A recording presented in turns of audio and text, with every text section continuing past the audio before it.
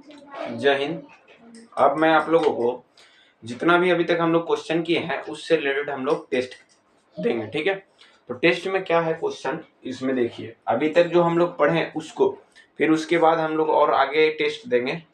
जितना भी बोर्ड में हो रहा है उतना मैं यहाँ क्वेश्चन लिखा हूँ और उसका टेस्ट दे रहा हूँ। सबसे पहले यहाँ क्वेश्चन देखिए कि ये क्वेश्चन दे दिया है, ठीक है। ये बहुपद है। इस बहुपद में हम लोगों से क्या क्या पूछ रहा है, इन सभी बहुपद के लिए है, इन सभी बहुपद के लिए हमने यहाँ पे क्वेश्चन तैयार किया है, ठीक है। पूछा है क्या कि पहले आप इस बहुपद का क्या बताएं, आप घात बताएं। क्या बताएं?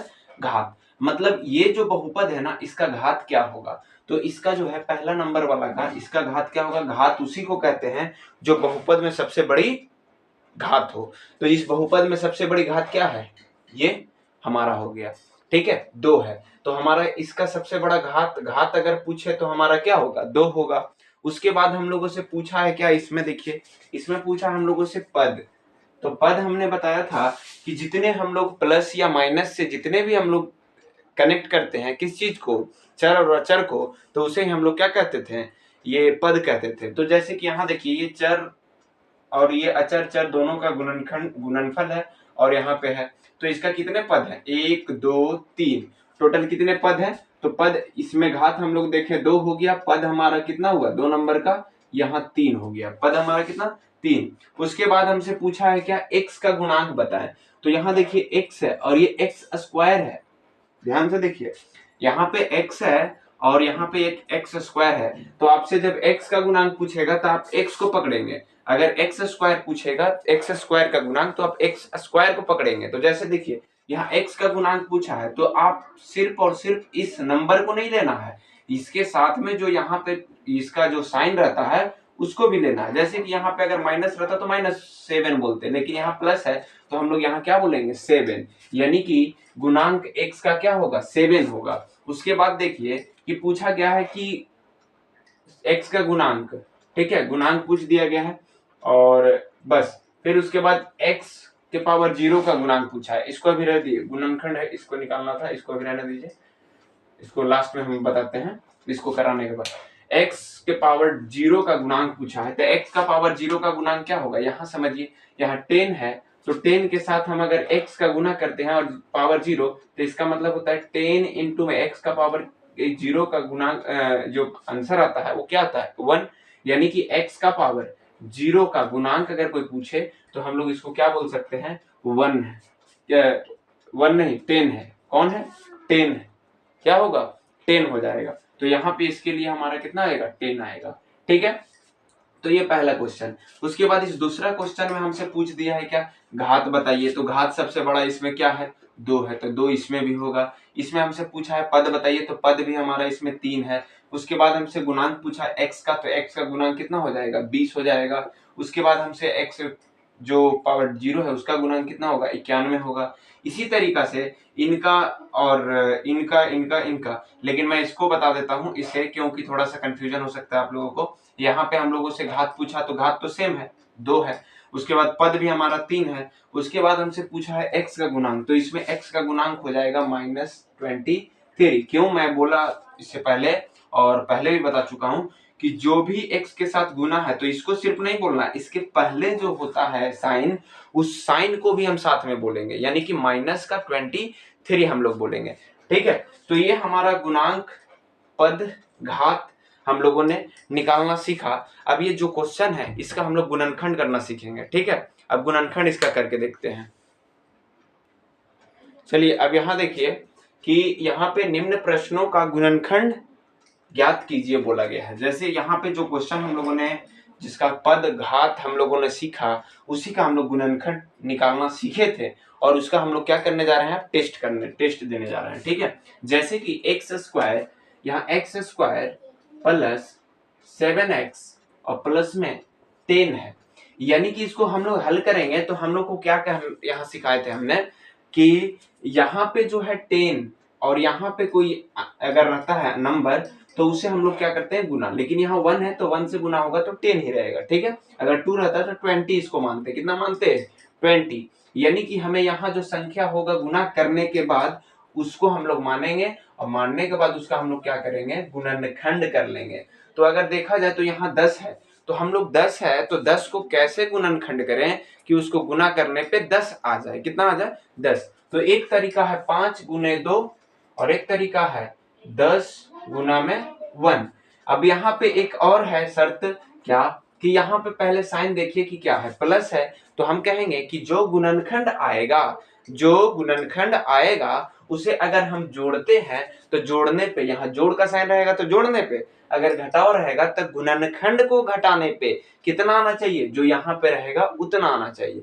तो यहाँ पे जोड़ है तो यानी कि हमारा ये 10 है, तो गुणनखंड हमारा 5 इंटू 2 हुआ, यानी कि हमें इन दोनों को जोड़ने से हमारा कितना आना चाहिए, 7। जो यहाँ रहेगा वही आना चाहिए, लेकिन हम इन दोनों को जोड़ेंगे तो 11 आ जाएगा। तो ये हमारा गुणनखंड नहीं यहाँ लेना है, यहाँ पे हमें इस गुणनखंड को नहीं लेना है। किसको लेना है, इसको लेना है।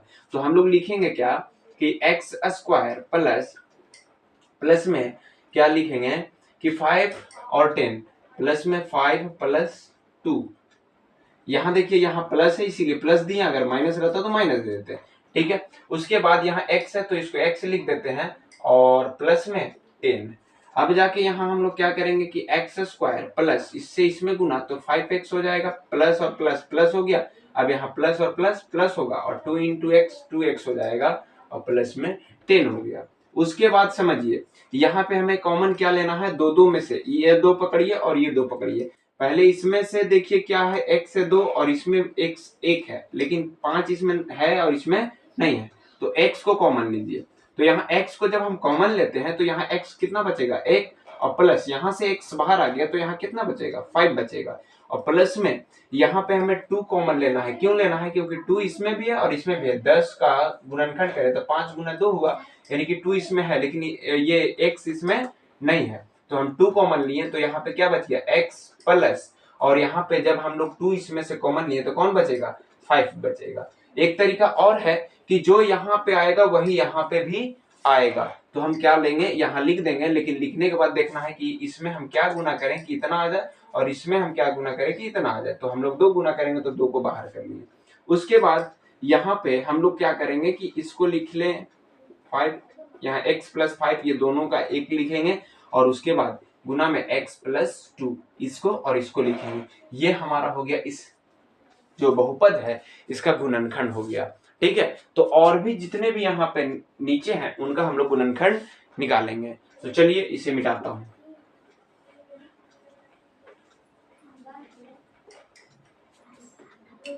अब यहाँ देखिए ये क्वेश्चन है, ये क्वेश्चन का हम लोग गुणनखंड करेंगे। जैसे क्या दिया हुआ है कि एक्स स्क्वायर प्लस का 20x प्लस में 91। अब इसे हम लोग किस तरीके से बनाएंगे, तो सबसे पहले यहाँ हमको क्या करना है, गुना करके 91 लाना है, गुना करके। तो हम लोगों को गुना करना चाहिए। कैसे गुना करेंगे, देखिए 91 है, इसको आप गुना कीजिए। गुना करने से क्या होगा, गुना कर रहे हैं, इसका किस चीज से गुना करेंगे, 91 आ जाए। तो सबसे पहले हम लोग इसको गुणनखंड करना सीखेंगे। तो गुणनखंड करते हैं अगर, तो देखिए कि अगर हम देखें तो 13 सत्ते 91 आता है, या तो 7 से 13 में गुना करेंगे तो 91 आता है। अगर कोई और पहाड़ा है तो उससे आप करके दिखाइए, या फिर हम लोग कर सकते हैं 91 और 1। ये हमारा इसका 3 गुणनखंड हम लोगों ने निकाला, लेकिन हमें वही गुणनखंड लेना है जो कि यहाँ बता रहा है कि जोड़ने पे हमारा कितना आ जाना चाहिए, 20। तो इसमें से कौन ऐसा गुणनखंड है जिसे हम लोग जोड़ने पे हमारा 20 आ जाए। तो हम इसे बोले या इसे बोले, दोनों का मतलब एक ही है, तो हम लोग इसे पकड़ के चलते हैं, इसे नहीं, ठीक है। तो यहाँ देखिए कि हम लोग एक्स स्क्वायर प्लस में लिखेंगे 13 प्लस 7 और इंटू में x प्लस में 91 हो गया। अब इसे हम लोग क्या करेंगे, इसे हम लोग इस तरीके से करेंगे कि यहाँ पे ये तो गुणनखंड समझ लिए, इसको मिटा देता हूँ। अब यहाँ देखिए इसे हम लोग एक्स स्क्वायर लिखें, प्लस है, यहाँ भी प्लस है इसीलिए प्लस होगा, और ये 13x हो जाएगा क्योंकि x में गुना, फिर प्लस और यहाँ प्लस तो प्लस होगा, और 7 से x में गुना तो 7x हो गया, प्लस में 91 हो गया। अब थोड़ा सा और समझिएगा कि यहाँ x है और यहाँ भी x है, यहाँ 13 है लेकिन यहाँ 13 नहीं है, यानी कि 13। अब जाके हम लोग इसमें से क्या कॉमन ले सकते हैं, इसमें से हम लोग कॉमन ले सकते हैं, इसमें से x को सिर्फ कॉमन ले सकते हैं। किसको ले सकते हैं, x को। तो x को कॉमन अगर लेते हैं तो यहाँ x बचेगा प्लस में यहाँ 13 बचेगा, क्योंकि इसमें से x बाहर निकल गया, प्लस इसमें से हम लोग क्या कॉमन लेंगे, यहाँ x है यहाँ x नहीं है, लेकिन देखिए 7 से ये कट जाएगा तो हम 7 कॉमन लेंगे तो यहाँ x बच गया और यहाँ पे 13 बचेगा। ठीक है, अब जाके एक तरीका और बताए थे कि यहाँ जो रहेगा वो यहाँ आएगा, तो आ गया है। ठीक है, नहीं आएगा तो समझ जाइएगा कि आपका कैलकुलेशन में किसी ना किसी तरह का दिक्कत आ रहा है। अब यहाँ देखिए कि हम लोग x प्लस 13 ले लें और यहाँ पे x प्लस 7 ले लें, ये हो गया गुणनखंड। ये नहीं, ये भी ले सकते हैं इधर, ये भी ले सकते हैं इधर, कोई दिक्कत नहीं है। तो x प्लस 13 और x प्लस 7 ये हो गया इसका क्या, गुणनखंड। तो इस तरीका से हम लोग गुणनखंड को निकालते हैं। अब जाके हम थोड़ा सा जो है जिसमें बहुत सारे बच्चों को डाउट होता है उसको मैं ले लेता हूं, जैसे कि यहाँ पे मैं इसको लेकर दिखाता हूँ, ये वाला क्वेश्चन 6 नंबर, बाकी आप लोग हल कर सकते हैं। ठीक है,